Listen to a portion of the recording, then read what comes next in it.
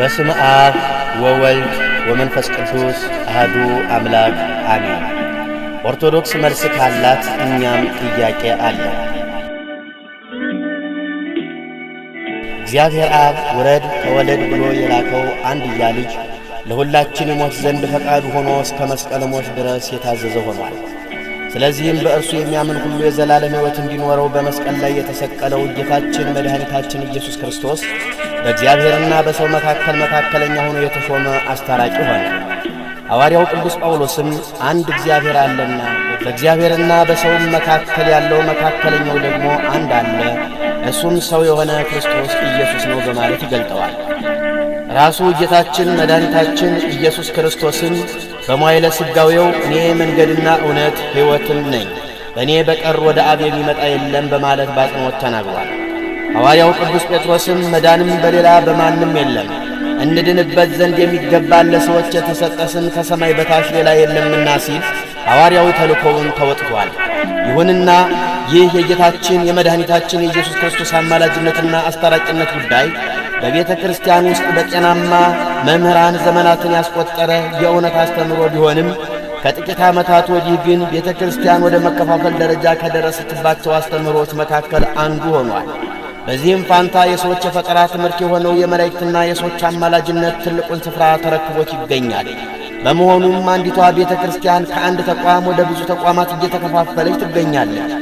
እንዲሁም የቤተ ክርስቲያን አገልጋዮች በዚህ ርዕሰ ጉዳይ ላይ መስማማትና መነጋገር አቅቷቸው ጊዜ ያገኘ ጊዜ ያላገኘውን እያሳደደውና እየገደለው ይገኛል። በዛሬው መርሃ ግብራችንም መምህር ጽጌ ስጦታውና ሊቀ ጠበብት ዘሪሁን ሙላቱ ካደረጉት ውይይት ላይ ተነስቶ ሃይማኖት ጎግ ወይም ኦርቶዶክስ መልስ አላት በሚል ርዕስ በተዛባ ሁኔታ አንድም ሊቀ ጠበብት አንድም ዶክተር የሚል የማዕረግ ቅጽል ስም ቆልለው በያዙት በዘሪሁን ሙላቱ ለተዘጋጀው ቪሲዲ ካሴት ምላሽ መስጠት ሲሆን ኦርቶዶክስ መልስ ካላት እኛም ጥያቄ አለን የሚለውን ርዕስ መርጠናል። የተወደዳችሁ ክርስቲያኖች፣ በዛሬው ስብሰባችን በመካከላችን የተገኛችሁ እንግዶቻችን፣ እንዲሁም ይህንን ቪሲዲ በቅንነት መንፈስ የምትመለከቱ ሁሉ ከዛሬ ጀምሮ በሌላም ርዕሰ ጉዳዮች ላይ ለሕዝብ ግልጽ በሆነ መንገድ ለመወያየት የምንፈልግና መድረኮችንም የምናዘጋጅ ስለሆነ አብሬ መሳተፍ እፈልጋለሁ፣ ጥያቄም አለኝ የምትሉ ሁሉ በዚህ ቪሲዲ አድራሻ የምታገኙን መሆኑን በአክብሮት እንገልጣለን። እግዚአብሔር ይባርካችሁ። ዓላማችን አንደኛ፣ መጽሐፍ ቅዱስን ከብረዛ መጠበቅ።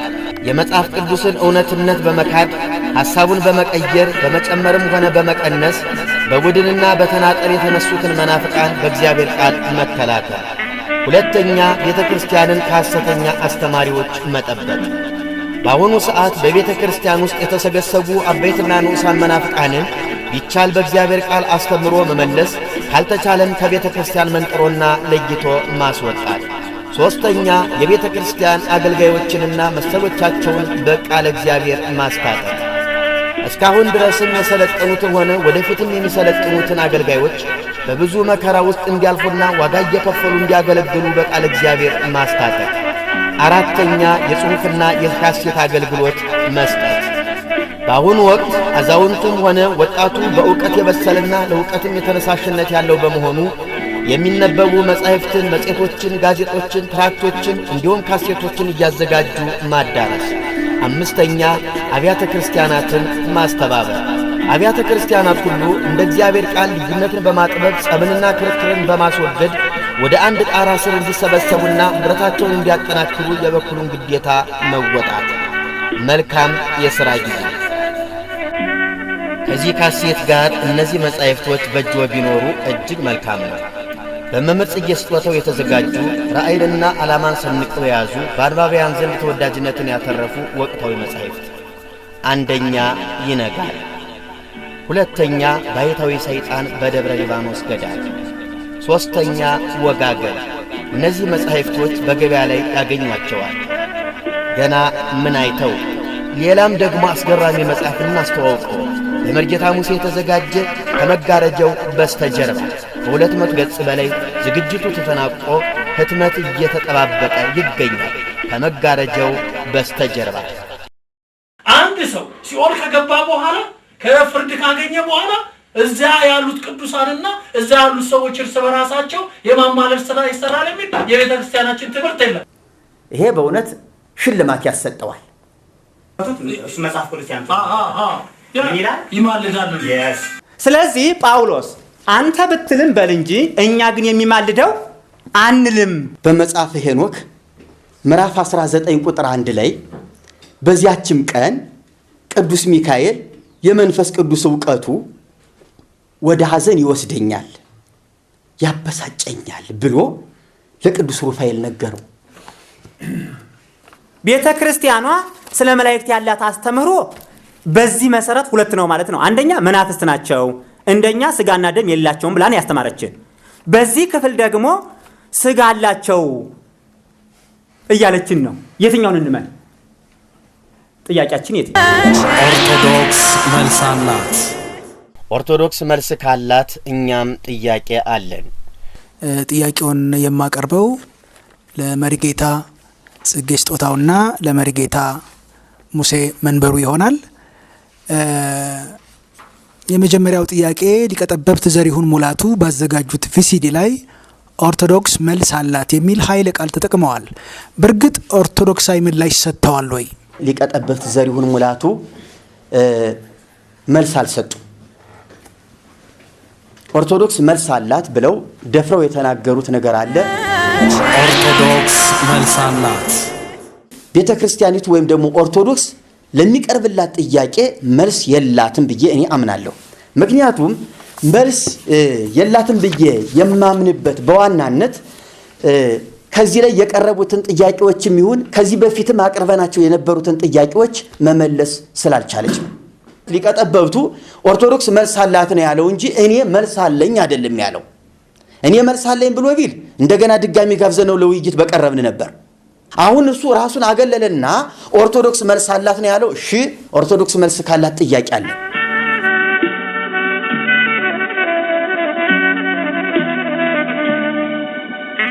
እስቲ ጥያቄያችንን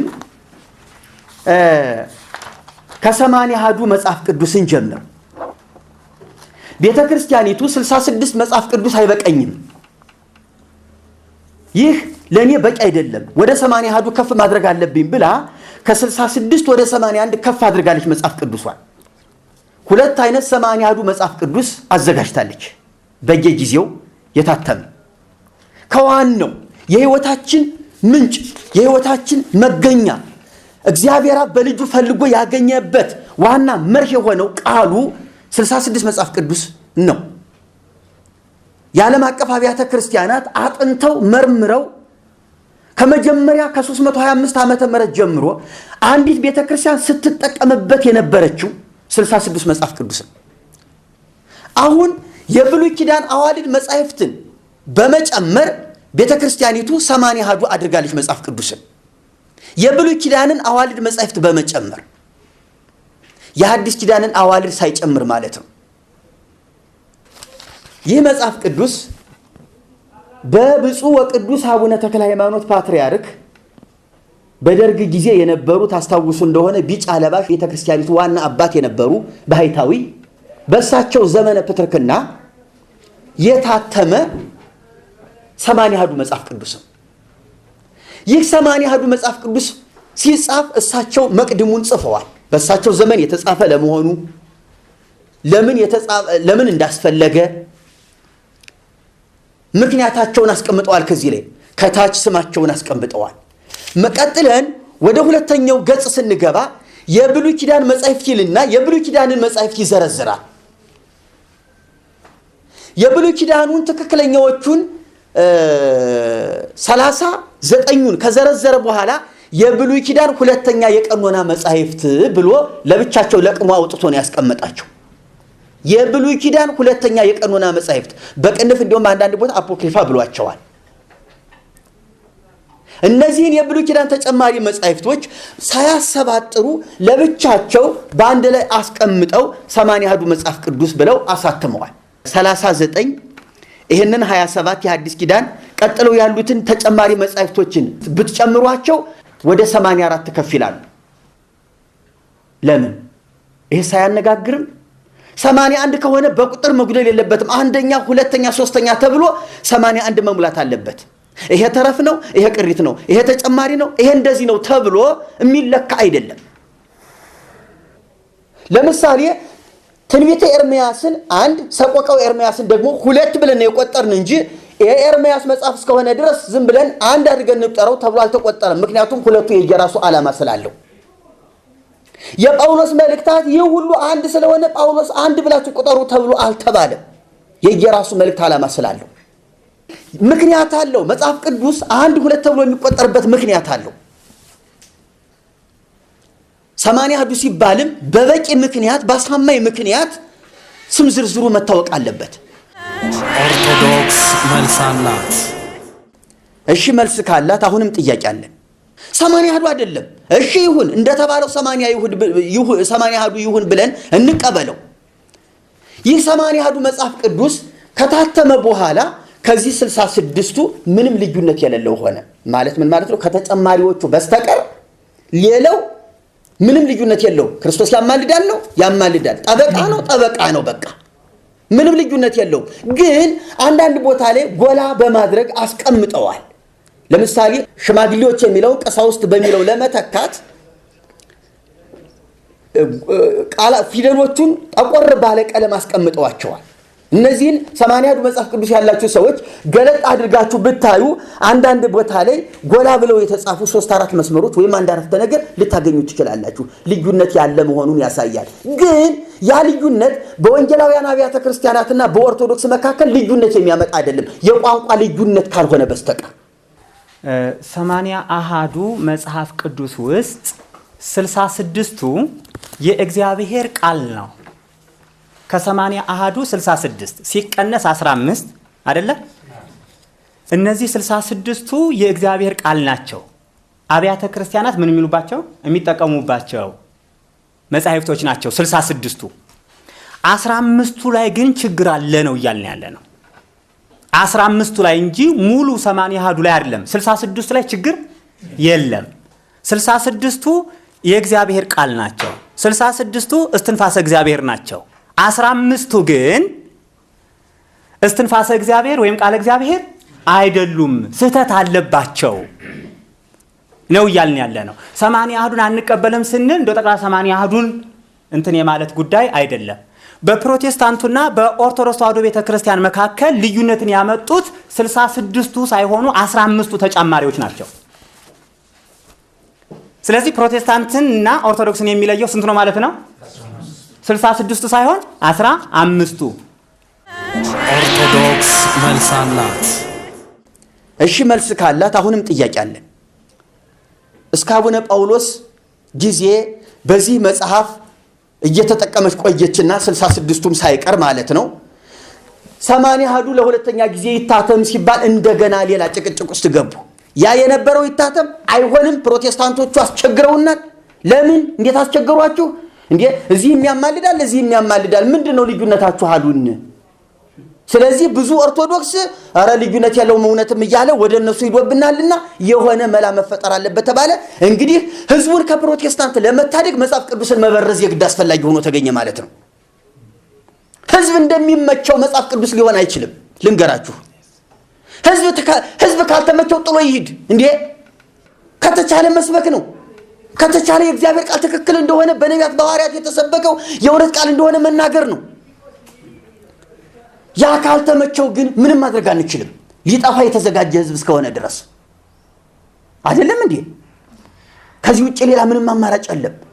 ምን ይሻላል ታዲያ? ህዝብ ከምናጣ መጽሐፍ ቅዱስን ቃሉን እንቀይረው። ያማልዳልን፣ ይፈርዳል። እንደዚህ ሊሆን አይችልም። እንደዚህ አድርገው ነው ይህን መጽሐፍ ቅዱስ ያዘጋጁት። ኦርቶዶክስ መልስ አላት። ሊቀ ጠበብት ዘሪሁን መልስ አልሰጡንም፣ ኦርቶዶክስም መልስ አልሰጠችም። መልስ አላት ካሉ ሊቀ ጠበብቱ ማን ነው? ጥያቄ አለን። በየትኛው 80 አሐዱ በተባለው መጽሐፍ ላይ እንመራ? የመጀመሪያው 80 አሐዱ የተባለው መጽሐፍ ቅዱስ ወይቷቀስ በእንቲአነ የሚለውን ስለኛ የሚማልደው ይላል። ሮሜ ምዕራፍ 8:34 ላይ ያለውን ማለት ነው። ሮሜ 8:34 ላይ አሁን አድምቼ ብትናረግ ይናገረዋል። ሮሜ 8:34 ላይ እንዲህ ይላል፣ እግዚአብሔር የመረጣቸው ማን ይከሳቸዋል? የሚያጸድቅ እግዚአብሔር ነው፣ የሚኮንንስ ማን ነው? የሞተው ይልቁንም ከሙታን የሚኮንነው ማን ነው እያለ ነው። ኮናኙ ማን ነው? የሞተው ከሙታን የተነሳው በእግዚአብሔር ቀኝ ያለው ደግሞ ስለኛ የሚማልደው ክርስቶስ ኢየሱስ ነው አለ። በ2000 ዓመተ ምህረት ላይ የተጻፈው ደግሞ ስለኛ የሚፈርደው ይላል። ስለዚህ ቤተ ክርስቲያኗ 2000 ዓመት ስትመራበት የነበረውን ቃል አሁን 2000 የዛሬ 4 ዓመት ማለት ነው የዛሬ 4 ዓመት ይፈርዳል ብላ ቀየረችው። ቤተ ክርስቲያኗ የምታምነው ይማልዳል ስለኛ የሚማልደው በሚለው ነበር የምታምነው ቤተ ክርስቲያኗ። የቤተ ክርስቲያን ልጆችኛ ይህን ጥያቄ ስናነሳ መጽሐፍ ቅዱስን ወደ መበረዝ ገቡ መሪዎች። በኩረ ጽሑፉ ይልና ወይም ግሪኩ ስለኛ የሚማልደው ነው የሚለው ይላል፣ የሚፈርደው አይልም። ይህ ማለት ምን ማለት ነው? ጳውሎስ ብዕሩን አንስቶ ሲጽፍ በግሪኩ ምን ብሎ ነው የጻፈው? ስለኛ የሚማልደው ብሎ ነው የጻፈው ማለት ነው። ወይም የግሪኩ ትርጓሜ ይሄንን ነው፣ የሚማልደው የሚለው ነው የሚሰጣው። የግሪኩን ቃል እየተናገርኩ አይደለም ያለው፣ ግሪኩ ሲተረጎም ነው የሚለን የሚማልደው ይላል ብሎ ነው ያስቀመጠው። መጽሐፍ ቅዱስ ይማልዳል። ስለዚህ ጳውሎስ አንተ ብትልም በል እንጂ እኛ ግን የሚማልደው አንልም ብለው ያሁኑ ሊቃውንቶች የቤተ ክርስቲያን ሊቃውንቶች ምን አደረጉት? የሚፈርደው አሉት። በመጀመሪያው ግን የሚማልደው ነው የሚለው በየትኛው 80 አሃዱ መጽሐፍ ቅዱስ እንመራ? ደግሞ ይህ ብቻ አይደለም ችግሩ። እዚህ ላይ የብፁዕ ቅዱስ አቡነ ጳውሎስ ስም ነው ያለው። ይሄ መቅድም በሳቸው ከተጻፈ በኋላ መቅድሙ ልክ እንደዚህኛው እንደ አቡነ ተክለ ሃይማኖት ከተጻፈ በኋላ አባ ጳውሎስ ፓትርያርክ ርዕሰ ሊቃነ ጳጳሳት ዘኢትዮጵያ ብሎ ከነማዕርጋቸው ተጽፏል። ቀጥለን ስንገባ የብሉይ ኪዳን አዲስ ኪዳን መጻሕፍት እንደምታዩት ያለምንም ልዩነት የብሉይ ኪዳን አዋልድ መጻሕፍት ተሰባጥረው ውስጥ ለውስጥ ገብተው ያለ ልዩነት ገብተው ተቀምጠዋል። ገብተው ሲቀመጡ ደግሞ እንደነበረው እንዳለ ቃላቸው አልተቀመጠም፣ እየተበረዘ ነው የተቀመጠው፣ እየተበረዘ። እንዲያውም አንድ ነገር ልንገራችሁ ተጨማሪ። ይህ መጽሐፍ ቅዱስ እነዚህን ሁሉ ይቀድማቸዋል። ይሄኛውን 66ም ይቀድማል፣ ይሄኛውንም ይቀድማል፣ ይሄኛውንም ይቀድማል። ራሷ ቤተ ክርስቲያኒቱ በራሷ ሊቃውንት ያሳተመችው መጽሐፍ ቅዱስ። ፕሮቴስታንቱ መጽሐፍ ቅዱስ በአማርኛ አስተርጉሞ ወደ ኢትዮጵያ ሳያመጣ ሳያስገባ የኢትዮጵያ መጽሐፍ ቅዱስ ማህበር ይሄንን ሳይሰራ ቤተ ክርስቲያኒቱ ራሷ ከንጉሠ ነገሥቱ ከአፄ ኃይለ ሥላሴ ጋር ተነጋግራ አፄ ኃይለ ሥላሴ ይሄ ሐሳብ ካለስ ችግር የለም ብለው የራሳቸውን ማተሚያ ከአውሮፓ አስመጥተው በራሳቸው ገንዘብ ማለት ነው፣ ብርሃንና ሰላም ማተሚያ ቤት የሚባለው በራሳቸው ገንዘብ በግላቸው ማተሚያ አስመጥተው ይሄ መጽሐፍ ቅዱስ ታተመ። እዚህ መጽሐፍ ቅዱስ መቅድም ላይ ምን ብሎ ይጀምራል? ሞዐ አንበሳ ዘእምነገደ ይሁዳ ቀዳማዊ ኃይለ ሥላሴ ስዩመ እግዚአብሔር ንጉሠ ነገሥት ዘኢትዮጵያ። በራሳቸው ገንዘብ ከመሆኑም በላይ የቤተ ክርስቲያኒቱን ሊቃውንት ዕብራይስጥኛ የሚያውቁ ለብሉይ ኪዳን፣ ግሪክኛ የሚያውቁ ከሐዲስ ኪዳን አሰባሰቡና ሊቃውንት በቤተ መንግስታቸው አንድ ኮሚቴ ያዋቀሩ። ይህን ካደረጉ በኋላ 5 ዓመት ሙሉ 24 ሰዓት ተሰርቶ ተጠናቆ ቀረበላቸው። ከዚያ በኋላ የጠላት ወራራ መጣና ሳይታተም ቀረ። እንደገና መጥተው ነው የታተመ ይሄ መጽሐፍ ቅዱስ። ስለዚህ እነዚህን ሁሉ መጽሐፍ ይቀድማል ይሄ መጽሐፍ። ቤተ ክርስቲያን በዚህ መጽሐፍ ስትመራ ነበር። ለምን ወደዚህ ብረዛ ውስጥ እንደገባች እንግዲህ የኛም ጥያቄ ነው። ኦርቶዶክስ መልስ አላት ለተባለው አሁን ጥያቄያችን ሆኖብናል ለኛ። ይሄ ነገር የሁላችን ጥያቄ ሊሆን ይገባል። የብሉይ ኪዳን ተጨማሪ የተባሉት ተጨማሪ ተብለው ለብቻቸው ነበር የተቀመጡት በመጀመሪያው መጽሐፍ ቅዱስ ማለት ነው። አሁንም የቤተ ክርስቲያን ልጆች እኛንና እኛን የሚመስሉት በሚጠይቁት ጥያቄ መሰረት ግራ ስለተጋቡ እናደባልቅባቸውና ግራ እናጋባቸው እየተባለ ነው። አይሆንም፣ በእጃችን አለ። አስቀድሞ እጃችን ላይ የሰጠን እግዚአብሔር የተባረከ ይሁን። ለልጆቻችን እናስቀምጠዋለን። ስህተትን ምን ለማለት ከእውነት እንዲለዩበት፣ ቤተ ክርስቲያኗ ተጨማሪ ብላ ነበር የያዘቻቸው። አሁን ግን ተጨማሪ የሚለውን አነሱት። ለምን? ፊትስ ለምን ተጨማሪ የሚለውን ጨመረች? አሁን ደግሞ ለምን ደባለቀች? ይሄ ትክክለኛ የሆነውን ጥያቄ ላለመመለስ ቤተ ክርስቲያኗ የወሰደችው እርምጃ ነው። ኦርቶዶክስ መልስ አላት። እሺ መልስ ካላት አሁንም ጥያቄ አለ።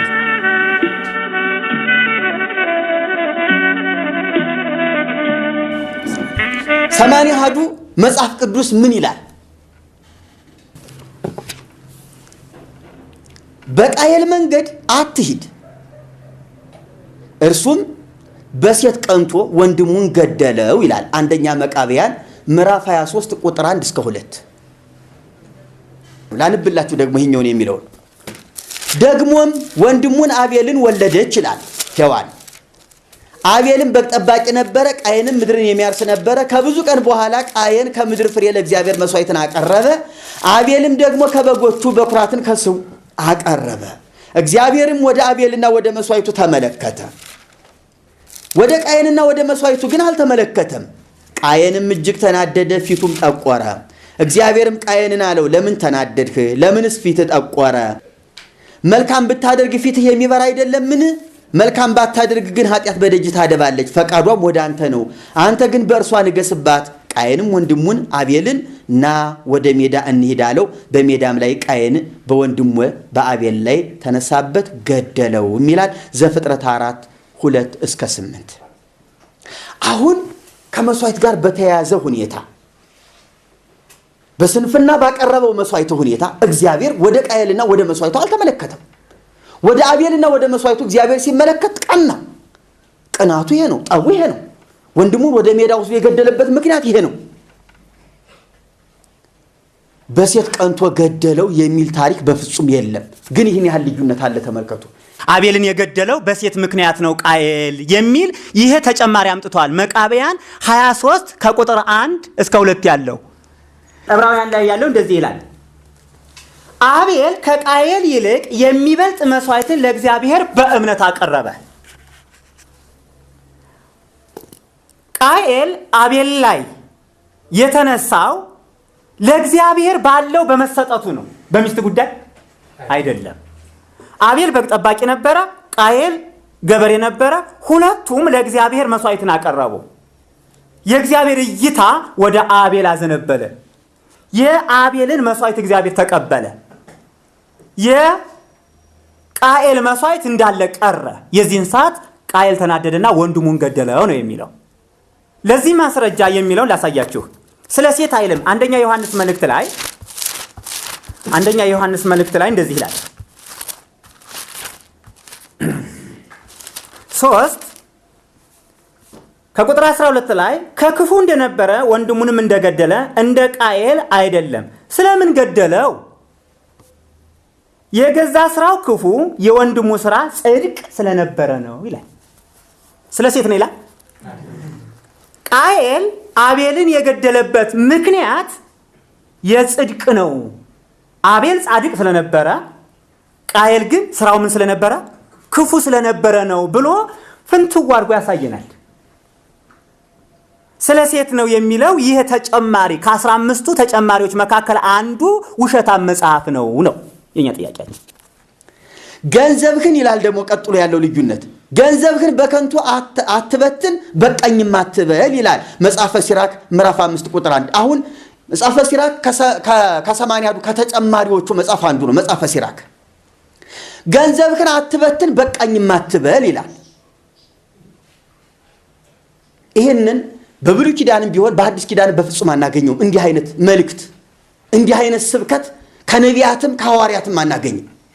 ጌታችን ኢየሱስ ክርስቶስ ምን አለ? ብልና ዝገት በሚያጠፉት ሌቦችም ቆፍረው በሚሰርቁት ዘንድ ለእናንተ በምድር ላይ መዝገብ አትሰብስቡ አለ። ያንን የሚያፈርስ ነው ጌታችን የተናገረው። አደጋ እኮ ነው ይህ እኮ፣ ለህይወታችን ሞት እኮ ነው። ለሁለት ጌቶች መገዛት አትችሉም አላለም እንዲህ ጌታችን? ለገንዘብና ለእግዚአብሔር ሁለት ጌቶች እኮ ነው ያላቸው፣ ገንዘብንና እግዚአብሔርን። ሁለት አምላክ እኮ ነው ያደረጋቸው። ዓላማን የሚያስት ነው፣ ህይወትን የሚያበላሽ ነው፣ ተልኮን የሚያሰናክል ነው። ብዙ ሞኞች ግን ገንዘብ አትበትን እያሉ እየሰበኩ ነው እንግዲህ እንደምናያቸው። ገንዘብን በቃኝ አትበል የሚለውን ልናገር። መጽሐፍ ቅዱስ ሲናገር እንደዚህ ይላል፣ ገንዘብን መውደድ የክፋት ሁሉ ስር ነው። አንዳንዶች ይህንን ሲመኙ ከሃይማኖት ተሳስተው በብዙ ስቃይ ራሳቸውን ወጉ ይላል። አንደኛ ጢሞቴዎስ ምዕራፍ 6 ቁጥር 10 ላይ። ያኛው መጽሐፍ ደግሞ በቃኝ አትበል ይላል። መጽሐፍ ቅዱስ ሲናገር እይክል ገብር ለክልኤ አጋዕዝት ተቀንዮ፣ አንድ ባሪያ ለሁለት ጌቶች መገዛት አይችልም ነው የሚለው። የሰው ሕይወት በገንዘቡ ብዛት አይደለም ይላል መጽሐፍ ቅዱስ። የሰው ሕይወት በገንዘቡ ብዛት አይደለም። ተጠንቀቁ፣ ከመጎምጀትም ሁሉ ተጠበቁ አላቸው። ሉቃስ 12 ከቁጥር 15 እስከ 21 ላይ ያለውን ብታነቡት ስለ ገንዘብ ነው የሚያወራል። ገንዘብ ምን ያህል ሰዎችን እንደሚያጠምድ፣ ከእግዚአብሔር አጀንዳ፣ ከእግዚአብሔር ፈቃድ፣ ከእግዚአብሔር ዓላማ ምን ያህል እንደሚያወጣ ነው የሚያሳየው። ሌላው ከሐሰተኛ ሌባ ይሻላል፣ ነገር ግን የሁለቱም ፍጻሜያቸው ሞት ነውና ውርደት ነው አለ ሲራክ 20 ቁጥር 25 ላይ። ምንም አሁን ሞትም ውርደትም ይሁን የሁለታቸው ግን ምን አለ ሲያወዳድር ከሐሰተኛ ሌባ ተሽሏል። እስቲ ሁለቱንም ከአስርቱ ትእዛዛት ውስጥ እናያቸው። በሐሰት አትመስክር፣ ደግሞ አንደኛው አትስረቅ አይደል እንዴ? ሁለቱንም እኮ ምዕራፍ 20 ላይ ነው የምናገኛቸው። በሐሰት አትመስክርም አትስረቅም፣ ሁለቱም መለኮታዊ ሕጎች ናቸው።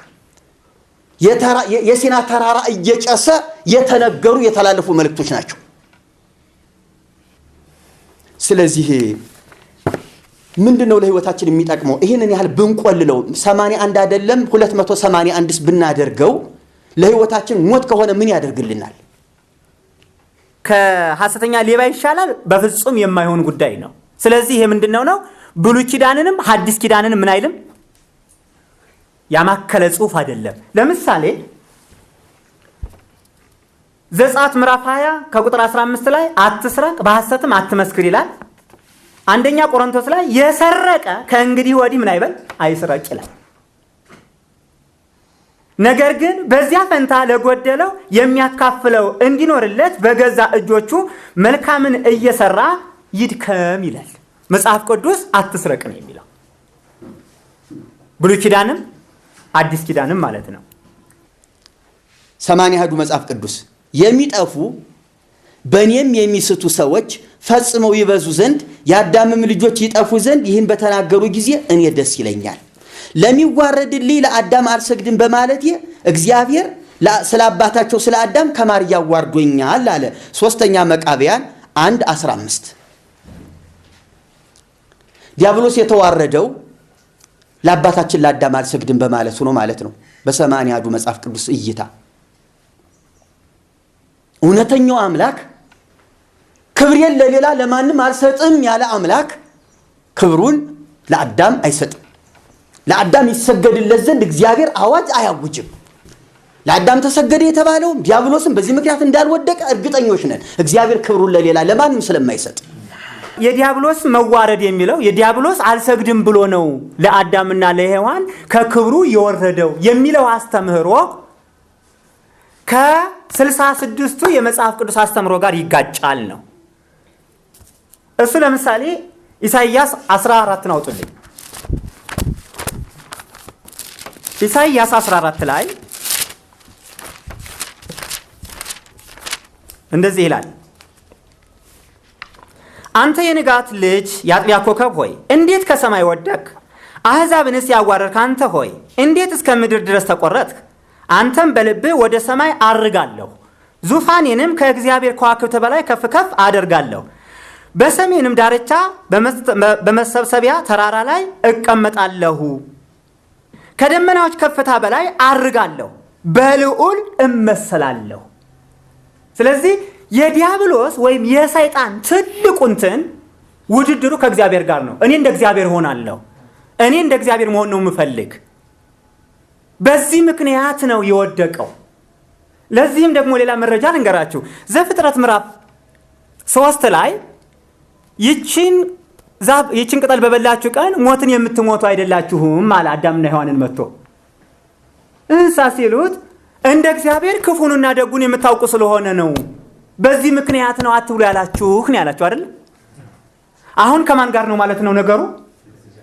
ከእግዚአብሔር ጋር ነው የዲያብሎስ እንትን። ለምሳሌ ቅድም ጠቅሶታል። የማቴዎስ ወንጌል ምዕራፍ 4 ላይ ቁጥር 10 ላይ ኢየሱስን መጥቶ ስገድላቸው ነው ያለ ወይ ስገድልኝ? ስገድልኝ። ምንድነው ዲያብሎስ ፍላጎቱ? የዲያብሎስ የወደቀበት ምክንያት ምንድነው? እንደዚህ መጽሐፍ ለአዳም አልሰግድም ብሎ ነው ወይ? አይደለም። ለኔ እንደ እግዚአብሔር ስግደት ይገባኛል ብሎ ነው። ሂድ አንተ ሰይጣን ለእግዚአብሔር ለአምላክህ ብቻ ስገድ ተብሎ ተጽፏል ያለው ኢየሱስ። መጽሐፍ ቅዱስ የሚያሳየን ስግደት ለአዳምም ለሔዋንም ለሌሎች ሰዎችም ሳይሆን ለእግዚአብሔር እንደሆነ ነው። ይሄኛው መጽሐፍ ደግሞ ለአዳም ስግደት ይገባል እያለን ነው አይደለ? በዚህ ምክንያት ነው የወደቀ ዲያብሎስ ካለ ለሰዎች ስግደት ይገባል እያለን ነው። ስለዚህ ዲያብሎስ በዚህ ምክንያት አይደለም የወደቀ፣ ውሸት ነው። ለኔ ስገዱልኝ፣ ለኔ ክብር ይገባኛል በማለቱ ነው። ስለዚህ ይሄኛው ተጨማሪዎቹ የስተት መጻሕፍቶች ናቸው ነው የምንላቸው በዚህ ምክንያት ነው። ስግደት የሚገባ ለእግዚአብሔር መሆኑን ጥቅስ ልስጣችሁ። ፊልጵስዩስ ምዕራፍ 2 ቁጥር 10 ላይ ለእግዚአብሔር እንጂ ለአዳምም ለማንም የሚገባ አይደለም። ዳግም ምዕራፍ 4 ቁጥር 15 ላይ መመልከት እንችላለን። እግዚአብሔር በኮሬብ በእሳት ሆኖ በተናገራችሁ ጊዜ መልክ ከቶ አላያችሁምና ምን በሉ? ተጠንቀቁ።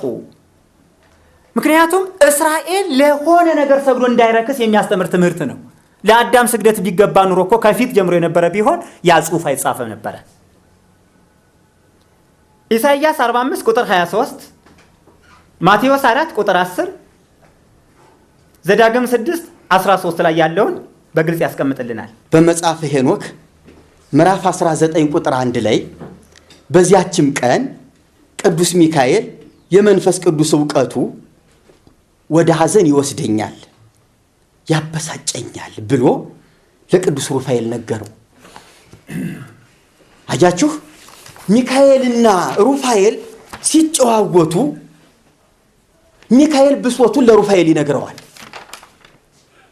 የተሰማውን ስሜት፣ የተፈጸመውን ስህተት፣ ብስጭቱን ለምን መሆን እንደሌለበት ነው እንግዲህ ለሩፋኤል እየነገረው ያለ።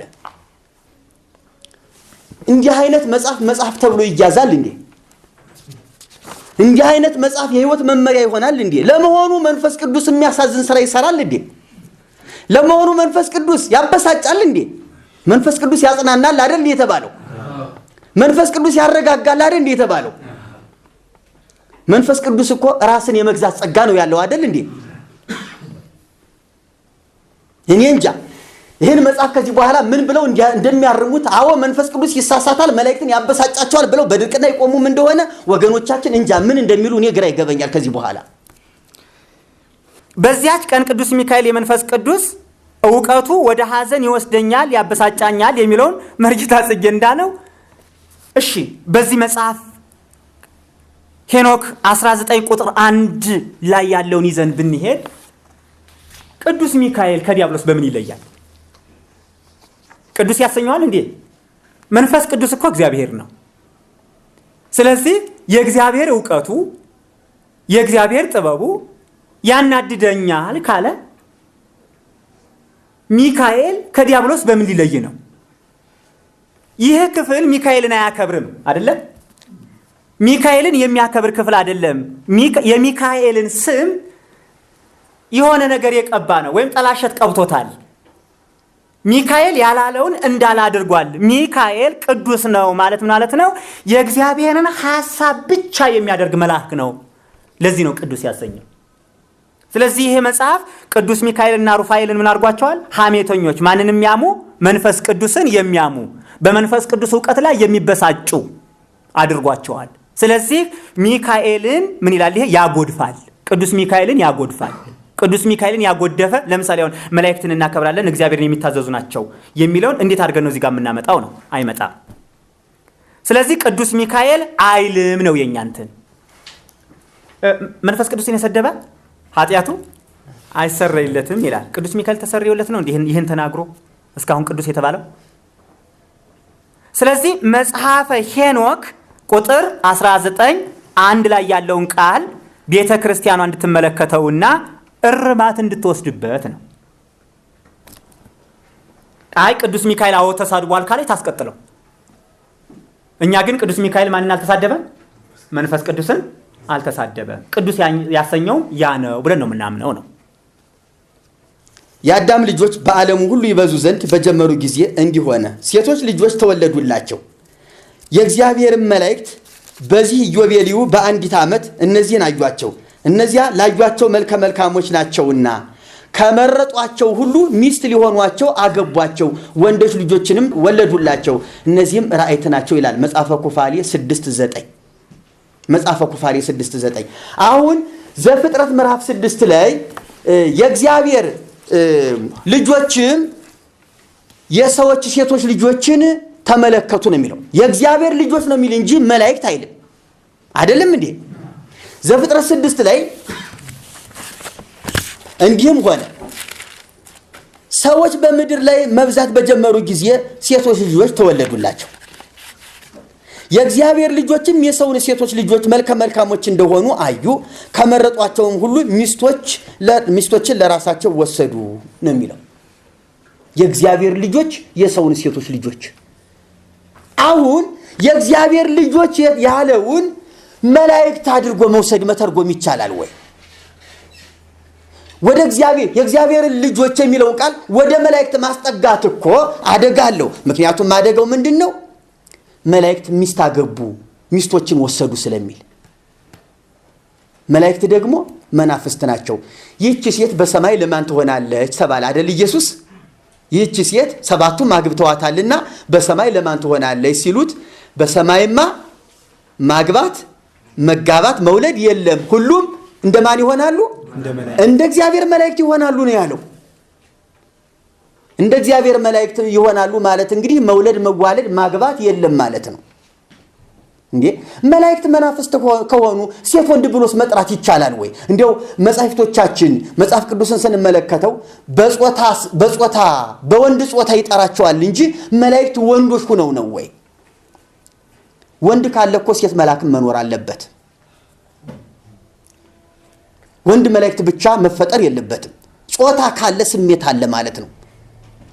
በመዋለድም መባዛት አለ ማለት ነው። እንደዚያ ግን አይደለም። መጽሐፍ ቅዱስ ሲነግረን መላእክት መናፍስት ናቸው፣ የማይዋለዱ ናቸው፣ መናፍስት ናቸው።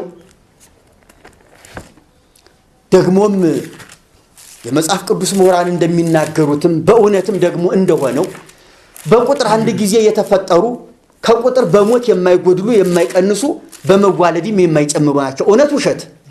እውነት ነው። በመዋለድ ቁጥር አይጨምሩ፣ በመሞትም አይቀንሱ። መላእክት እንዲህ ናቸው። የመላእክት ጋብቻ ኩፋሌ 6:9 ላይ ያለው የአዳም ልጆች በዓለሙ ሁሉ ይበዙ ዘንድ በጀመሩ ጊዜ እንዲህ ሆነ፣ ሴቶች ልጆች ተወለዱላቸው። የእግዚአብሔር መላእክትም በዚህ ኢዮቤልዩ በአንዲት ዓመት እነዚህን አዩአቸው፣ እነዚያ ላዩአቸው መልከ መልካሞች ናቸውና ይልና ከመረጧቸው ሁሉ ሚስት ሊሆኗቸው አገቧቸው፣ ወንዶች ልጆችንም ወለዱላቸው፣ እነዚህም ራእይት ናቸው ይላል ኩፋሌ 6:9 ላይ። ቀጥሎ ያለው ስለ ልቦናቸው ትዕቢት ያስታቸው ዘንድ አዳምጡ፣ ያስታቸው ዘንድ ሕጉንና ትእዛዙንም ይጠብቁ እንደሆነና ይፈትናቸው ዘንድ እግዚአብሔር ጥንቱን የሰው ሥጋ ፈጥሮላቸዋልና ይላል። ለማን? ለመላእክት። ቤተ ክርስቲያኗ ስለ መላእክት ያላት አስተምህሮ በዚህ መሰረት ሁለት ነው ማለት ነው። አንደኛ መናፍስት ናቸው፣ እንደኛ ሥጋና ደም የላቸውም ብላን ያስተማረችን።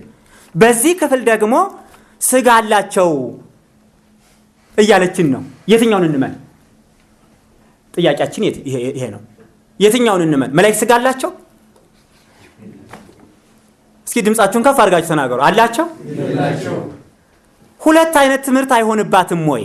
ዕብራውያን 1 ላይ እንሄድ። ስለ መላእክትም መላእክቱን መናፍስት አገልጋዮችንም የእሳት ነበልባል የሚያደርግ ይላል። ኢየሱስ ክርስቶስ አንድ ጊዜ በባህር ላይ ሲመጣ ሐዋርያት መንፈስ ያዩ መሰላቸውና ፈሩ ይላል። መርከብ ውስጥ ነው። ኢየሱስ ክርስቶስ ምን አላቸው? ከትንሣኤው በኋላ ለመንፈስ ስጋና አጥንት የለውም። ምን እያላቸው ነው? እኔ ግን ስጋና ደም አለኝ፣ ይሄው የሚዳሰስ ነገር አለኝ፣ የሚጨበጥ ነገር አለኝ፣ መዳሰስ ትችላላችሁ ብሎ ስጋና ደም እንዳለው መላእክት ግን ስጋና ደም እንደሌላቸው በግልጽ አስተምሯል ኢየሱስ። እዚህ ጋር መናፍስት መንፈስ ማለት እኮ የማይያዝ የማይጨበጥ ማለት ነው። መላእክት ከቁሳዊ አካል ጋር ምንም አይነት ግንኙነት የላቸውም። ምን ማለት ነው? የሚጨበጥ የሚዳሰስ አካል የላቸውም። ስለዚህ ቤተ ክርስቲያኗ ትክክለኛው አስተምህሯ የትኛው ነው? በመላእክት ጋብቻ አስታምናለች ወይ? በሰማይ እንደ መላእክት ይሆናሉ፣ አያገቡም፣ አይጋቡም። ስለዚህ የጋብቻ ስርዓት በሰማይ የለም፣ ጾታዊ ነገር በመላእክት ዘንድ የለም ብሎ ኢየሱስ ክርስቶስ አስተምሯል። ስለዚህ ቤተ ክርስቲያኗ በየትኛው ነው የምታምነው? ሁለቱንም አስተምራናለች፣ ወይም ደግሞ ሁለቱም በመጽሐፍቱ በዚህ በተጨማሪው መጽሐፍ ላይ አለ ነው። ኦርቶዶክስ መልስ አላት። እሺ መልስ ካላት አሁንም ጥያቄ አለ።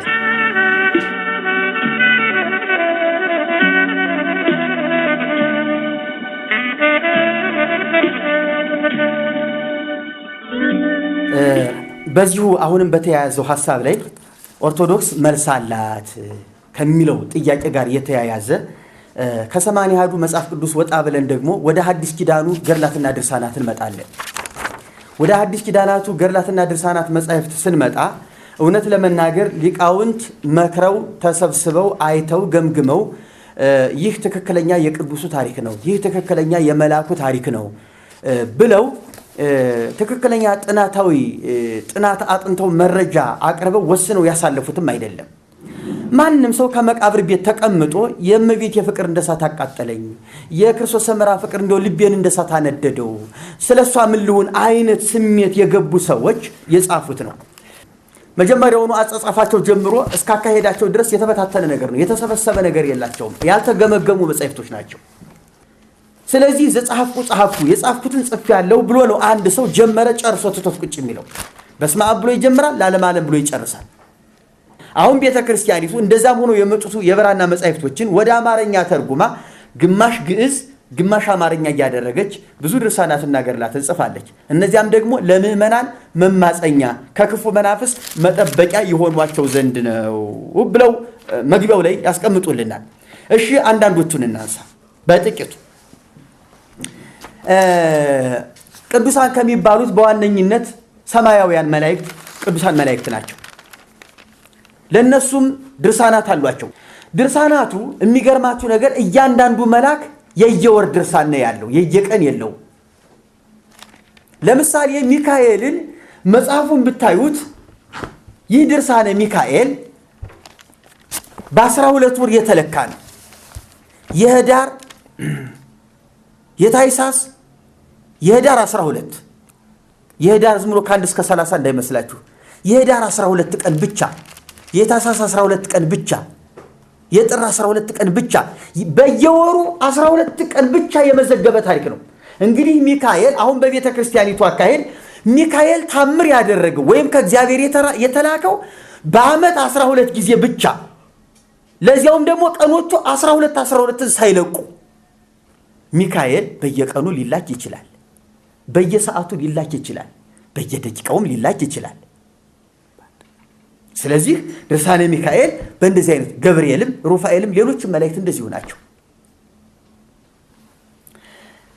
ለምሳሌ ድርሳነ ሚካኤል ላይ ገጽ 32 እስከ ገጽ 40 የሚናገረው ነገር አለ። ሚካኤል ክንፉን ወደ ሲኦል አንድ ግራ ክንፉን እንዲህ ይዘረጋል። ግራ ክንፉን ወደ ሲኦል ሲዘረጋ ሲኦል ውስጥ ያሉ ነፍሳት እገሌና እገሌ ሳይባሉ ግፍፍ ብለው አንድ ጊዜ በሚካኤል ክንፍ ላይ ይሰፍራሉ። ያንን ይዞ ይወጣል። ይመለስና ቀኝ ክንፉን ደግሞ እንደገና በዚህ በኩል ይዘረጋዋል። ያንን ሲዘረጋ አሁንም ከሥላሴ በስተቀር ቁጥራቸውን ማንም የማያውቃቸው እልፍ አእላፍ ኃጥአን የነበሩ ጻድቃን ሆነው በሚካኤል ክንፍ ይወጣሉ በየወሩ። በተለይ ህዳር ላይ የህዳር ሚካኤል በጣም ትልቁ በዓል ነው የሚካኤል ተብሎ ነው የሚታሰበው። በዚህ እንዲህ ያደረገ ሚካኤል በየወሩ በየዓመቱ ዳርም እንዲህ ያደረገ ነፍሳትን ከሥላሴ በስተቀር ቁጥራቸውን ፍጥሩ የማያውቃቸው እንግዲህ ሲኦል ውስጥ ምንም ነፍሳት የለም ማለት ነው። በዚህ ስሌት ብንሄድ ሚካኤል ያመነ የተጠመቀ አይመርጥም። እዚያ ውስጥ ሲገባ ዝም ብሎ ናፍሶ የሚያወጣው እድል ያገኘ እንደምንም ብቻ ዘሎ ከሚካኤል ክንፍ ማረፍ ነው። ደግሞ መናፍስት ናቸው። ነፍሳት ደግሞ እንግዲህ እንደፈለገ ተንጠላጥለው መውጣት የሚችሉበት አቅም አላቸው። እንደ ስጋ ግዝፈት የላቸው። ያን ያህል መውጣት የሚችሉበት አቅም አላቸው። ይህን ስናስብ ሲኦል ባዶ ናት። እንዲህ ከሆነ ደግሞ በኢየሱስ አምኖ ኢየሱስ ብቻ ማለት የውሸት ይሆናል። በድርሳነ ሚካኤል ስሌት ከሄድን በኦርቶዶክስ ቤተክርስቲያን 3 ደቂቅ ይባላሉ። 3 ልጆች ወይም 3 ብላቴኖች ናቡከደነጾር ከእሳት የጣላቸው። እነዚያ 3 ብላቴኖች ለጣዖት አልሰግድም ብለው ወደ እሳት በተጣሉ ጊዜ በእሳቱ ውስጥ 4ኛ ሰው ሲመላለስ ታይቷል አየሁ አለ ንጉሱ። እንዲያውም የአማልክት ልጅ ይመስላል አለ። አሁን እኔ እዚህ ዝርዝር ትንታኔ ድርሳን ላይ አልቆይም። ሚካኤል ነው ብሎ ድርሳነ ሚካኤል ላይ እናገኛለን። እነዚህን 3 ልጆች 4ኛ ሆኖ ያወጣቸው የታያቸው ከነሱ ጋር አብሮ የተመላለሰ የዘመረ ሚካኤል ነው ፈጥኖ ደራሹ ብሎ ድርሳነ ሚካኤል ላይ እናገኘዋለን። ይህንን የምናገኘው ደግሞ የታይሳስ ሚካኤል ነው። ገጽ 114 እስከ 115 ሚካኤል ነው ያወጣቸው ይላል። ድርሳነ ገብርኤል ደግሞ 3ቱን ልጆች ከእሳት ያወጣ ገብርኤል ስለመሆኑ ድርሳነ ገብርኤል ግንቦት ወር ገጽ 119 ላይ ዘግቦት ይገኛል። ድርሳነ ራጉኤል ደግሞ 3ቱን ልጆች ከእሳት ያወጣ ራጉኤል እንደሆነ በግልጽ ያስቀምጣል። እነዚህ 3 ልጆች ከእሳት የገቡት አንዴ ብቻ ነው በትንቢተ ዳንኤል ውስጥ የምናገኘው። እሳት ውስጥ አንድ ጊዜ ከገቡ 4ኛ ሆኖ ሲመላለስ የታየ ደግሞ አንድ መልአክ ብቻ ነው። ታዲያ ድርሳነ ገብርኤል ላይ ካገኘን፣ ሚካኤል ላይ ካገኘን፣ ራጉኤል ላይ ካገኘን ምናልባት ድርሳነ ሩፋኤልም ስላላየን ይሆናል እንጂ ሩፋኤል ላይም ሊኖር ይችላል። ለዚህ ነው ሁሉም በየመቃብሩ ተኝቶ የሚካኤል ፍቅር አነደደኝ እያለ የገብርኤል ፍቅር አነደደኝ እያለ የየራሱን የሚጽፈውና ለስህተት ተጋላጭ ናቸው ብሎ ሐመረ ተዋሂዶ ራሱ የማኅበረ ቅዱሳን መጽሔት እንዲህ አለው። እንዲህ አይነቱን ክፍተትም ስላዩ ነው እነሱ ራሳቸው። የትኛው መልአክ ነው እነዚህ ልጆች ከእሳት ያወጣ? የትኛው ድርሳነ ሚካኤል ነው መታረም ያለበት? ድርሳነ ገብርኤል ነው ወይስ ራጉኤል ነው መታረም ያለበት? የትኛው ነው? ሚካኤል ለመሆኑ ገብርኤል ለመሆኑ ራጉኤል ለመሆኑ እርግጠኞች ናቸው? ዝም በተባለበት ቦታ ዝም ማለት ለምን አቃታቸው?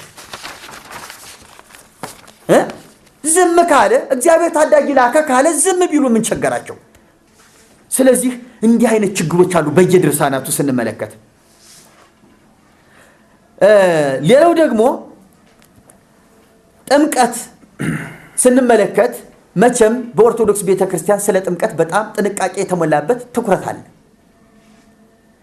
አንድ ሰው የሚጠመቀው አንድ ጊዜ ነው። ሴት በ80 ቀኗ ወንድ በ40 ቀኑ ጥምቀት ይከናወናል። ክርስቶስ ሰምራ ግን በጾም በጸሎት በቅድስና የኖረች እናት ናት ብለው ነው የሚያምኗት። ስለዚህ የክርስቲያን ቤተሰብ ናት፣ የቅዱሳን ወላጆች ናት፣ ከቅዱሳን ቤተሰብ የተወለደች ናት። ይህች እናት በምንኩስና በጾም በጸሎት የኖረች እግዚአብሔርን የምትፈራ እንዲሁም ሚካኤል ጠባቂ ይሁንሽ ተብሎ ሚካኤል የተሾመላት እናት ናት። በገድለ ክርስቶስ ሰምራ መሰረት እንደዚህ ተብሏል። ግን ጣና ባህር ውስጥ ገብታ እየጸለየች ባለችበት ጊዜ ሙሴ፣ ኤልያስ፣ ዮሐንስ መጥምቅ ሆነው ከሰማይ መጡ። ለምን መጣችሁ አለቻቸው። ልናጠምቅሽ። እንግዲህ በ80 ቀኗ የተጠመቀች ሴት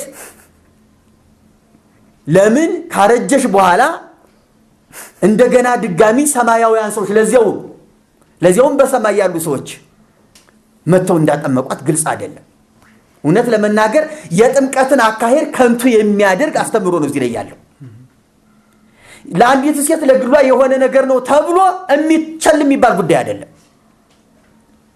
ገድሉ ላይ እንዲህ አይነት ስህተት ተፈጽሟል። በምድር ካህናት ጠፍተው እንዳንል ካህናት ሞልተዋል። አይ ቅዱሳን ስለሆን የኛ ጥምቀት የተለየ ነው ማለት ደግሞ ችግር ነው። ጻድቅም ይሁን ኃጢአተኛ ካህን አገልጋይ ካጠመቀ የሚያጠምቀው በአብ በወልድ በመንፈስ ቅዱስ ስም እስከሆነ ድረስ ጥምቀቱ ተቀባይነት ሊኖረው ይገባል። ቅዱስ ሰው ፈልገን መቼም ከቅዱስ ሰው መጠመቅ አንችልም። እኛ አገልጋይ መሆኑን አምነን ነው የምንጠመቀው እንጂ አንተ ጻድቅ ነህ አንተ ኃጢአተኛ ነህ ብለን አይደለም። ስርዓቱን መፈጸም ነው ከኛ የሚጠበቀው። ክርስቶስ ሰምራ ግን እንደዚህ አይነት የጥምቀት ስርዓት ተከናውኖላታል። ይሄ ለኛ ጥያቄያችን ነው። ጥያቄያችን ይያዝልን ብለን ለኦርቶዶክስ መልስ አላት ጥያቄ እናቀርባለን። ሌላው ዲያብሎስን ለማስታረቅ ያደረገችው ሙከራ ምንም ባይሳካ እንደው እንደ ሰውኛ ጥሩ ነበረ። ስታስበው እያንዳንዱ ሰው እያማለዱ ከማዳን እድሜ ልክ የዘላለም ስራ ይዞ ከስላሴ ፊት እባክህ እያሉ ከአፊት እየሄዱ እየተንበረከኩ እድሜ ልክ ከማልቀስ አንድ ጊዜ ዲያብሎስን አስታርቆ ገላግሌ በቃ ቁጭ ማለት ይሻል ነበር። ይሄን ሐሳብ ያዘች ሄደችና እንግዲህ በገድሏ መሰረት ነው ሄደችና እንደው ጌታዬ አንድ ነገር ልለምንህ። ምን? ዲያብሎስን ማርልኝ። ፈገግ አለና አይ ወዳጄ ይሄን ልመና ካንቺ በፊት የነበሩ ካንቺ በኋላም የሚነሱ አልለመኑኝም። እሺ ካለሽስ እሺ ሂጂ አላት። ሚካኤል እስቲ ተከተላት ለማንኛውም አለው። እዚያ የሚፈጠረውን ችግር እንደው ሁኔታው ይኖራልና እስቲ ሚካኤል ተከተላት አለው። ሚካኤል የቁጣ ሰይፉን መዘዘና ከበስተኋላ ሂጂ አላት።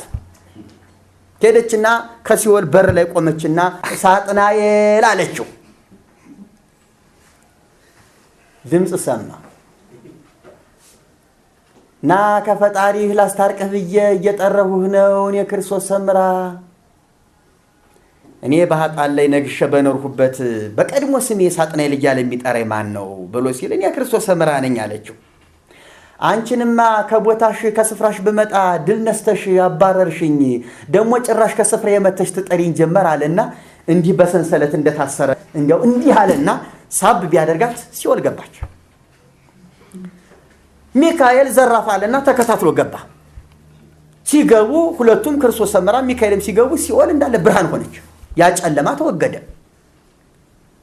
አንተን ቢካልፍ የተቀመጥክባቸውን በሙሉ አሉና እንደው ሁሉንም ልቅምቅምቅምቅም አድርገው ይዘዋቸው ወደ ፈጣሪያቸው። ወዳጄ ክርስቶስ ሰምራ ሰይጣን እንድላደረግሽው ብሎ ደስ ብሎት ጌታም ተቀበላትና በይ እነዚህ ልጆች ሁኑሽ ይዘሻቸው ወደ ርስትሽ ግቢ ብሎ ሸኛት ይባላል። አሁን አስቡ፣ ይሄ ኢየሱስ ክርስቶስ ወደ መስቀል ከመምጣቱ ይልቅ በአንድ ፊቱ መጀመሪያውን ይሄ ሐሳብ ጠፍቶት ነው እንዴ እሱ መስቀል ላይ የደረሰው? እሱ በመስቀል የተሰቀለው ያን ያህል መከራ የተቀበለው ዲያብሎስን ታርቆ የሰው ልጅን መማር አቅቶት ነው? መላእክት ደግሞ ከወደቁ ንስሐ እንደሌላቸው የታወቀ ነው። እግዚአብሔር ለእርቅ እነሱን እንደማይደራደር የታወቀ ነው። የማይሆን ነገር በየድርሳናቱ እየተወራ ነው፣ በየገድላቱ እየተሰበከ ነው ያለው። መርጌታ ጽጌ እንደዚህ ጋር ሊቀ ጠበብት ዘሪሁን እንደዚህ ብለው ነበረ። ቅዱሳን ከሞቱ በኋላ አንድ ሰው ከተፈረደበት በኋላ ቅዱሳን ወደ ሲኦል ሄደው ነፍሳት አያዋጡም፣ አያማልዱም፣ የማማለድ ስራ የለም በዛ ብሏል ሊቀ ጠበብቱ ብሏል። ይሄ አያፈርስበትም ወይ? አንድ ሰው ሲኦል ከገባ በኋላ ከፍርድ ካገኘ በኋላ እዛ ያሉት ቅዱሳንና እዛ ያሉት ሰዎች እርስ በራሳቸው የማማለድ ስራ ይሰራል የሚል የቤተ ክርስቲያናችን ትምህርት የለም። ከእግዚአብሔር ፍርድ በላይ ነው። ከፍርድ በኋላ ቅዱሳን ሰዎች ኃጢአተኞችን ከሲኦል ያወጣሉ ብሎ እንደማሰብ ነው። ፍርድ ከተሰጠ በኋላ መለኮታዊ ውሳኔ ከተላለፈ በኋላ በአንድ ኃጢአተኛ ሰው ላይ ማንም ጻድቅ ያንን ሰው አማልዶ ከሲኦል ሊያወጣው አይችልም። እንዲህ አይነት ትምህርትን በቤተ ክርስቲያናችን የለም ብሎ ደምድሟል። ይሄ በእውነት ሽልማት ያሰጠዋል። ይሄን ጉዳይ ግን ቤተ ክርስቲያኒቱ ስለማትቀበለው ከዘሪሁን ጋራ ከፍተኛ ጠብ ይፈጠራል ብለን እንሰጋለን። በሰማይ አያማልዱም ያልኩት ተሳስቼ ነው ማሩኝ ብሎ ቤተ ክርስቲያኒቱን ይቅርታ ካልጠየቀ ከነጽጌ ወገነ ተብሎ መባረሩ የማይቀር ነው። እዚህ ጋር አሁንም ልጨምርና በወቅቱ ሊቀ ጠበብት ዘሪሁን ይህን በመናገራቸው ከኛ ስለመሰሉ እናመሰግናለን። እኛም የምንለው ምንድነው? አንድ ሰው ከተፈረደበት በኋላ ጻድቅ የተባለ ሰው ሂዶ ከሲኦል ማውጣት አይችልም። ሊቀ ጠበብት ዘሪሁን የሚባሉት ሰው ገድለ ክርስቶስን ሰምራ ብቻ ሳይሆን ድርሳነ ሚካኤልን ብቻም ሳይሆን ገድለ ተክለ ሃይማኖትን የማያምኑ። ለምሳሌ እንደዚህ ይላል ገጽ 9 አሁንም ቁጥር 2 ላይ ምን ይላል? እስመ ኩሎሙ ዘኢረፉ ነፍሳት ዘይሰመዩ ሃይማኖታውያን እመኒ ጻድቃን ወእመኒ ኃጥአን ዘሞቱ። ትርጉሙን ላነበው። ምንድን ነው የሚለው? የኃጥኡ ነፍስ ተክለ ሃይማኖትን ባየች ጊዜ አባቴ ተክለ ሃይማኖት ብላ ትጠራዋለች። ክቡር አባታችን በዚች ነፍስ ጥቂት በጎ ስራ ባገኝባት ጊዜ ከፍርድ በኋላ ማለት ነው ስሙን በመጥራት ዝክሩን በመዘከር ቢሆን ቃል ኪዳን እንደተቀበለ ወደ ፈጣሪው አመልክቶ መንግስተ ሰማይ ያግባታል፣ ተመለሽ ይላታል ማለት ነው። እና ሊቀ ጠበብቱ ገድለ ተክለ ሃይማኖትን አያምኑም ወይ? ወይ አላነበቡትም ወይም አልተቀበሉትም። ስለዚህ እንደኛ ታድሶ ናቸዋ። እሱን ቤተ ክርስቲያን ትወስን። አንድ ሰው ሲኦል ከገባ በኋላ ከፍርድ ካገኘ በኋላ እዚያ ያሉት ቅዱሳንና እዚያ ያሉት ሰዎች እርስ በራሳቸው የማማለድ ስራ ይሰራል የሚል የቤተ ክርስቲያናችን ትምህርት የለም። ነፍሳትን ከሲኦል የማውጣት ነገር በየገድላቱ በእያንዳንዱ ገድል አለ። በየወሩም በየዓመቱም በየባላቸው ቀን ይሄን ልማድ በየገድላቱ አለ። ዘሪሁን የራሱ ቢናገር ጥሩ ነበረ፣ ግን የቤተ ክርስቲያን ትምህርት የለም ነው ያለው። የቤተ ክርስቲያን እንዲህ አይነት ትምህርት ከሌለ ለምን እኛ እንባረራለን? ለምን እኛ እንሰደዳለን? ጥያቄያችን ሊሆን ይገባል። ዘሪሁን ይሄ የኔ ጥያቄ ነው ካለ ለምን የቤተ ክርስቲያን አድርጎ አቀረበው? ቤተ ክርስቲያን የወከለችውን ያህል ሆኖ እየተናገረ ነው ያለውና ይሄ ምናልባት ጥያቄው ለእርሱ ቢከብደውም እኛ ግን የቤተ ክርስቲያኒቱ ጥያቄ ማቅረባችን አልቀረም። ኦርቶዶክስ መልስ አላት። ልብ በሉ። በሰውና በእግዚአብሔር ዝክሩን ያልዘከረ ቃሉን ያልጠበቀ ከርስቱ ከመንግስተ ሰማያት የተለየ ይሆናል። ክርስቲያን ወይም ጻድቅም ኃጥም ቢሆን የሞቱ ሰዎች ነፍስ ሁሉ ከክቡር አባታችን ከተክለ ሃይማኖት ዘንድ ሳይደርሱ አይወስዷቸውም። እንግዲህ ሪፈር ለተክለ ሃይማኖት ይጻፋል ማለት ነው። እሳቸው ብይን ከሰጡ ነገር ሁሉ በጎ ነው ማለት ነው። እሳቸው በበጎ ካዩት ነገር አያችሁ፣ ጻድቅም ይሁን ኃጥም ይሁን ከተክለ ሃይማኖት ዘንድ ሳያደርሷቸው ወደ የትም አይወስዷቸው። ይሄ ምን ማለት ነው? የክርስቶስን ስፍራ መካከለኝነትን ለአንድ ሰው የመስጠት አደጋ ነው። ይሄ ከወንጌል ጋር ፈጽሞ ጸር ነው፣ ጠላት ነው፣ ጸረ ወንጌልነት ነው። ጻድቁን ማክበር በእንደዚህ አይነት መንገድ አይደለም። ቅድም መርጌታ ሲል ነበረ እነ ሚካኤልን ማክበር፣ እነ ሚካኤልን ቅዱስ ማለት በእንደዚህ አይነት ስሜት አይደለም። በዮሐንስ ወንጌል የተቀመጡትን ዋና ዋና ርዕሶች ለተክለ ሃይማኖት ተሰጥቷቸዋል። ይህ መማፀኛችን፣ ይህ አስተማሪያችን፣ ይህ መድኃኒታችን፣ ይህ አለኝታችን፣ ይህ ነፃ አድራጊያችን፣ ይህ የመንግስተ ሰማያት ፈለማችን፣ ይህ በታረዝን ጊዜ ልብሳችን፣ ይህ በተራብን ጊዜ እውነተኛ ምግባችን፣ ይህ በተጠማን ጊዜ የህይወት መጠጣችን፣ ይህ በደከምን ጊዜ ምርኩዛችን። እነዚህ ቃላቶች እኮ በቀጥታ ከወንጌል ጋር የተያያዙ የክርስቶስ ናቸው። አላብራራቸው፣ እኔ አላብራራም። እነዚህን ቃላቶች ከክርስቶስ ውጪ ለሌላ የሚገቡ ናቸው የሚል ካለ ጸረ ክርስቶስነት ካልሆነ በስተቀር አይኑን ያፈጠጠ ምንም ሌላ ተልኮ አለው ብዬ እኔ አላምንም። የተክለ ሃይማኖት መንግስተ ሰማያት ነው ያለው ወይስ የእግዚአብሔር መንግስተ ሰማያት? የምንወርሰው የትኛው መንግስት ነው? እዚህ ጋር የሚለው ገላትያ ላይ ያለው እንዳነበው ልጆችም ስለሆናችሁ እግዚአብሔር አባት ብሎ የሚጮህ የልጁን መንፈስ በልባችሁ ውስጥ ላከ። ስለዚህ ከእንግዲህ ልጅ ነህ እንጂ ባሪያ አይደለህም። ልጅም ከሆንክ ደግሞ በክርስቶስ የእግዚአብሔር ወራሽ ነህ ነው የሚለው። በማን በኩል? በክርስቶስ። በተክለ ሃይማኖት በኩል አይልም፣ በማርያም በኩልም አይልም፣ በገብርኤል በኩልም አይልም። ስለዚህ ኢየሱስ ክርስቶስ ወደዚህ ምድር የመጣው እኛን የዘላለም ህይወት ሊሰጠን የእግዚአብሔርን መንግስት ሊያወርሰን ነው። ገድሉ ግን የሚለን ተክለ ሃይማኖት ለኛ ሙቷል ወይ? እኔ ጥያቄ አለኝ። አሁን ተክለ ሃይማኖት መንግስተ ሰማያትን የሚያወርሰን ከሆነ ኢየሱስ ክርስቶስ ለምን በመስቀል ላይ ሞተ? ሌላው ከዚህ ገድል ላይ ከክርስቶስ ሰምራ ጋር እንደተጠቀሰው አንድ ሰይጣን እሳቸውም ይዘዋል። ወሰዱና አመንኩ ሰው ጥሩ ባህታዊ አድርገው እግዚአብሔርን የሚፈራ መነኮሳቱን ደስ የሚያሰኝ አገልጋይ ሆኖ ሞቶ መንግስተ ሰማያት እስኪገባ እንዲያውም ገዝረው ነው የሚለው።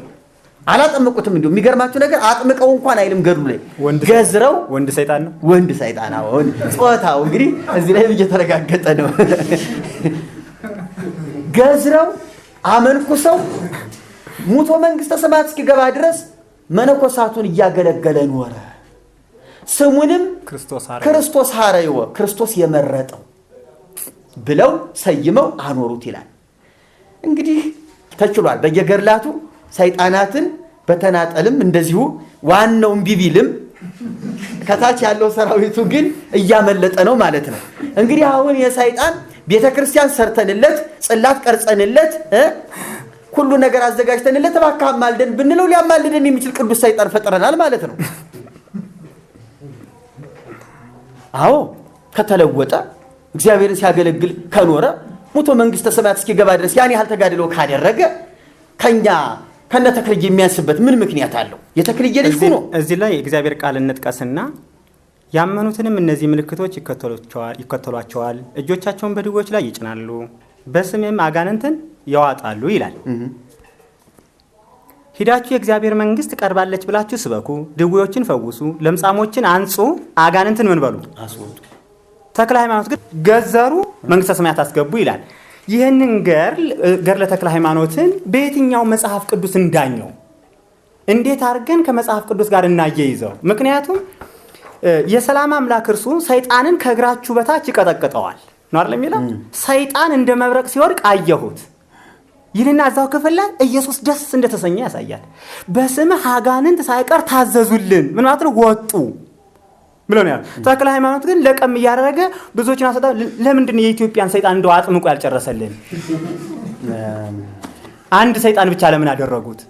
ደግሞ እኮ ከዛ ሁሉ እንትን አንድ ሰይጣን ብቻ ነው አጠመቀ። ይሄስ እንዴት ይሄዳል? አንዱን ማባረር አንዱን ማጥመቅ። የተጠሩ ብዙዎች የተመረጡ ጥቂቶች እንደሚለው ጥቅስ እንሄድና ምናልባት ከዚያ ሁሉ የተረገሙ እርጉማን አጋንንት አምልጦ አፈንግጦ የወጣ አንድ ተገኘ ማለት ነው። በነገራችን ላይ አባ ጊዮርጊስ የጋስጨውም የወፍጮ የድንጋይ ወፍጮ አሸክመው ወደ ገዳማቸው ወስደዋል። አንድ ሰይጣን ይዘው የተክለ ሃይማኖት ደቀ መዝሙር አባ ዜና ማርቆስ የተባለው መዚህ ሰሜን ሸዋ ውስጥ አንድ ሰይጣን አጽድቆ አመንኩሶ አጽድቋል። ገድሉ ላይ አለ። እንግዲህ የተቻላቸውን ያህል እየሞከሩ ነው። ስለዚህ ተክለ ሃይማኖትና እንደዚህ መነኮሳት የአጋንንቶችን ታድሶ እያደረጉ ነው ማለት ነው። በነገራችን ላይ ልክ ነህ። እነዚህ የዳኑ ሰይጣናት ወደ ጓደኞቻቸው ሄደው ቢሰብኩ ጥሩ ነበረ። አሁን ገና መጣልኝ። ግን ይኸውልህ እንደማይሆን አሁን ጌታችን አንድ ነገር ተናግሯል። በፍርድ ቀን ኃጥአንን በግራው ጻድቃንን በቀኙ አድርጎ የተፈረደባቸውን ኃጢአተኞች ሰዎች ለሰይጣንና ለመላእክቱ ወደ ተዘጋጀ ነው የሚለው። እንግዲህ ገሃነመ እሳት ለሰው ልጆች አልተዘጋጀም፣ ለአጋንንት ግን ተዘጋጅቷል ማለት ነው። ስለዚህ በምንም ተአምር ከገሃነም ውጪ ለአጋንንት መንግስተ ሰማያት አልተዘጋጀም። የመጽሐፍ ቅዱስ ቃል ልጥቀስ። አሁንም ሁለተኛ ጴጥሮስ ምዕራፍ 2 ላይ ከቁጥር 4 ላይ እንደዚህ ይላል፣ እግዚአብሔር ኃጢአት ላደረጉ መላእክት ሳይራራላቸው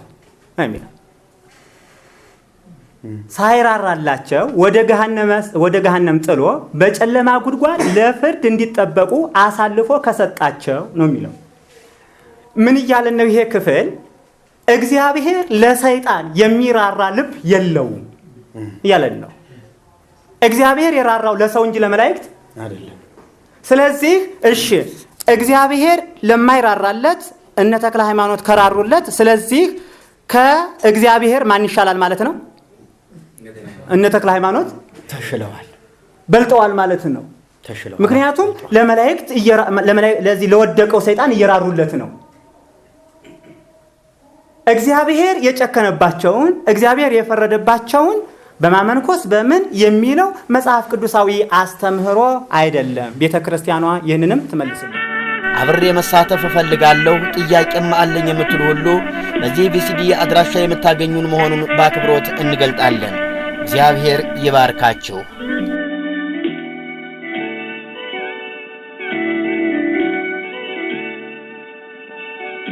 ኢየሱስን ተቀብያለሁ ያለውና መርጌታ ነኝም እያለ እያጭበረበረ ያለው ሙሴ መንበሩ ነው።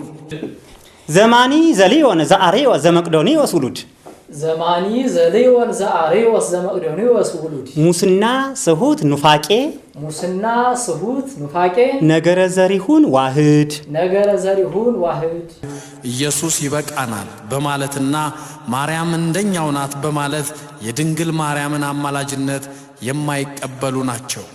ማርያም እንደኛ ሰው ናት የሚሉ ሰው ናት በማለታችን እንደ መናፍቅ ከተቆጠርን ከሃዲ ከተባል ማርያም ፍጡር አይደለችም ወይም ሰው አይደለችም ልዩ ፍጥረት ናት ማለት ነው ኦርቶዶክስነት ማለት ነው በሳቸው እይታ። ከቅዱሳን አባቶች ከሊቃውንት ጋር ተስማምተን ኢየሱስ በቂያችን ነው ብንል እኛ ኃጢአት የለብንም።